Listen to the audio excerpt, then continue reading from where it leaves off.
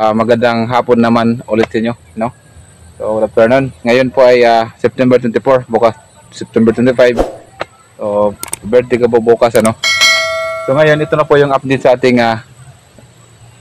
cassava farming or kamuting kahoy.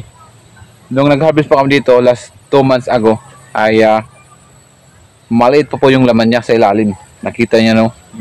Nakita niyo, di ba? So, ngayon update ko po kayo after 6 months. Ito na po yung hitsura ng tanim namin na cassava.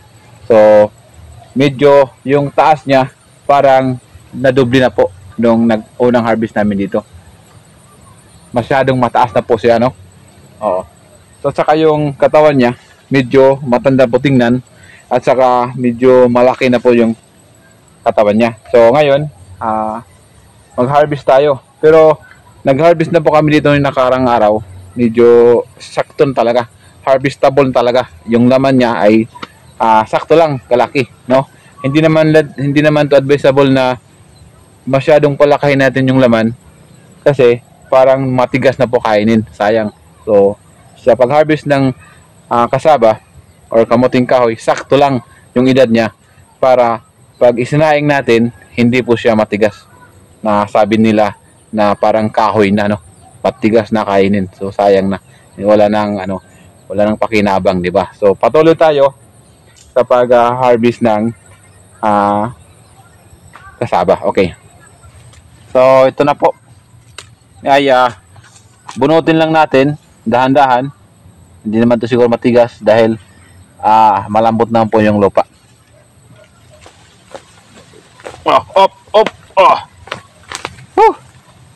Medyo malambot lang yung lupa, hindi matigas. Ito na po yung ating nahukay.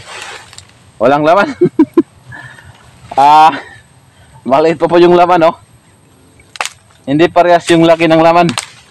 Pero sakto na to siguro, maliit pa yung iba. So yung iba nabali. Nabali yung iba. Dito, oh. Ito, medyo malaki na rin. Oh. So yung pangalawa, medyo malaking puno siguro. Medyo malaki po yung mga laman ito. Op. Op, op. Okay. Medyo mabigat eh. Oh, to. Wow, medyo maraming laman, no? Medyo maraming laman.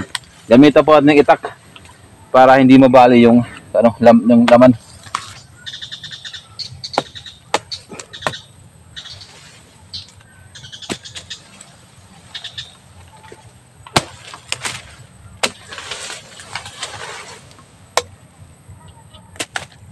Medyo marami po yung pangalawang puno. Medyo maraming laman. Siguro mga 5 punuan ay pwede na po ito. Marami na yan. So siguro bukas sasaingan namin to. Pero pwede natin gawing puto, no? Masarap din to.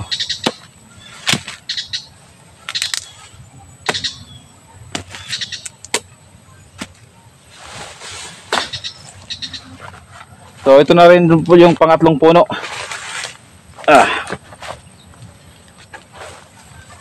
Matigas. Hindi kaya.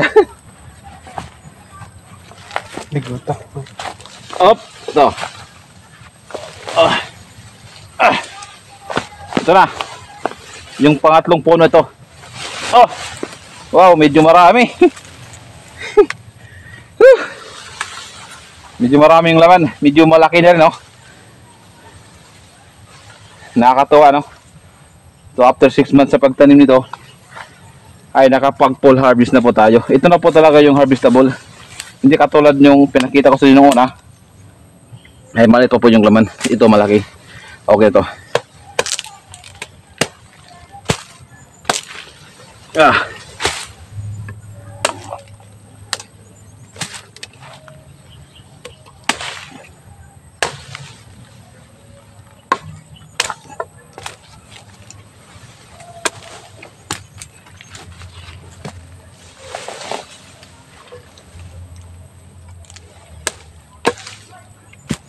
Ano na?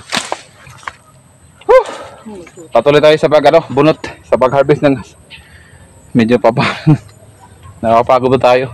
Medyo matigas yung iba. Medyo natulo po yung pawis natin. Ito po yung pang-apat na puno. Malaki po yung katawan niya. Tingnan po natin kung malaki din ang laman nito. Op! Medyo matigas eh. Oh! Oh! Woo! Ito. Op! Nabali yung iba. Grabing laki oh. Laki.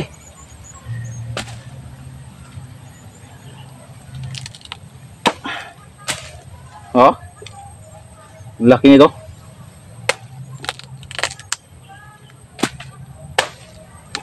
Tapos nabali. Ito yung pinakalaki. Ito yung pinakamalaki. Nabali siya. Okay lang. Wala.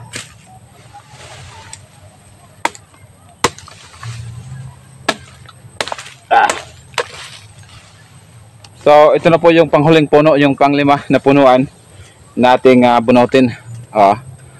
Sa kasi hindi natin pwede ito damihan sa pag-harvest ngayon kasi pang sayang-sayang lang naman to, hindi naman to pambinta. Sayang kung damihan natin sa pag-harvest. Kasi pag tumatagal po na i-stock natin, parang pumapait yung lasa. So mas maganda yung bagong harvest, yun din ang isasaing natin para masarap, no? So ito na po yung pang-5 punuan. Sakto na to para sa bukas sa birthday ko, September 25. Oh. Op. Ah. Oh. Ah. Tigas ah. Op. Op. Rose! Nabali, grabe. Malaki talaga yung laman. Mga farmers, no? Oh, nakakatuwa. Yung pagod natin sa pagtatanim ay talagang parang napapalitan, di ba? Yung pagod natin. Solid yung pagod dito sa cassava farming. After 6 months, inulit ko lang, ay full harvest na po tayo.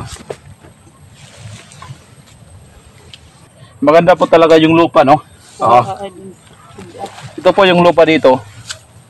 Sa tinamin namin ng ito yung sinasabing yung mabuhagan talaga yung lupa.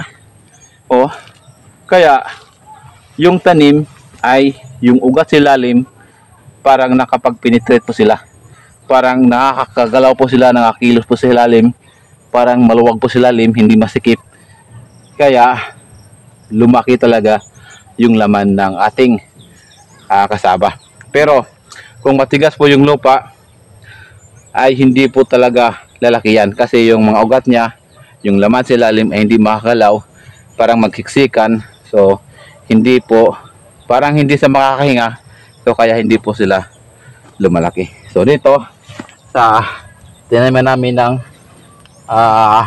cassava, tingnan po natin yung lupa ay talagang mabuhaghag talaga, malambot, mabuhaghag at mas magandang taniman ng mga gulay.